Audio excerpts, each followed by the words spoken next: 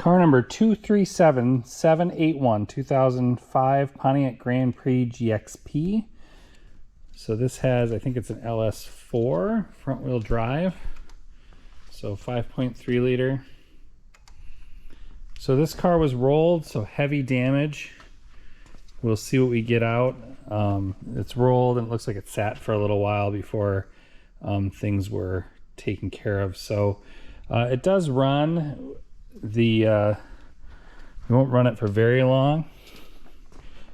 As you can see, a full roof collapse on this. I'm hoping there wasn't a passenger sitting in the front or the rear for that matter.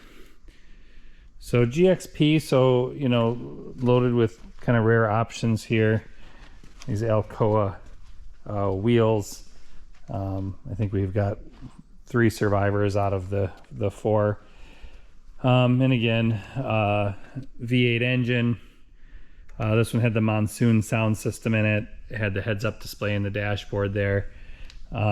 So we'll test what we can here. We can't test an awful lot, just given the condition of the vehicle. There's just not a lot that's fully testable and working. So we have had the trunk open, so we know the trunk works.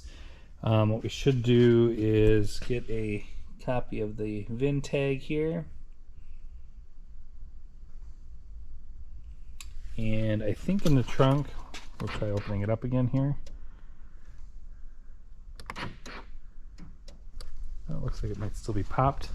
I think we had our GM parts code here. So we'll try to find that.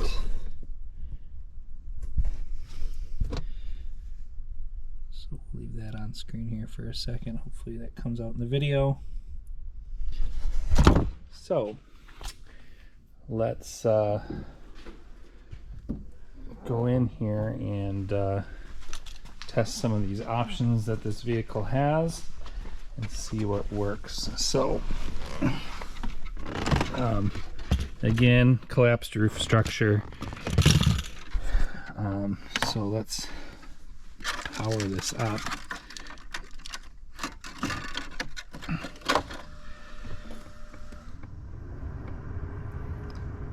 So we've got our gauge cluster. Obviously all the doors are ajar. I think eventually here we'll get to miles will show up. I think it's got 179,000 miles on it if I'm not mistaken. So we'll see if it goes through all these. These systems are always a little difficult to kind of work through. When we power them up, so we'll see if we can't get over to miles. I know it's a little difficult here, but we'll see if we can't get over to it. I know we've had it up on screen before. So we'll just keep kind of moving along here. So stereo system still works. So stereo still is functional. Looks like our touch screen's working too. Let's see if nav fires up here. So navigation is functional. So that's working. We've got our climate control over here. Looks like both sides, excuse my hand, are working. Let's see if we can. Yep, so the blower's working. Various speeds. And it's switching. So it looks like that works. Looks like we got some wear on these buttons. We'll try our heated seats. Looks like that's working. All our other buttons here appear to be working as well. And then auto. Okay. So that's working. I don't know what this feature does. Seems to be a control for something. Maybe another control for up there. So certainly you can comment on our videos and let us know what we're missing with this and what this is. So we're going to turn this car on. We're going to try to run it here for a second. So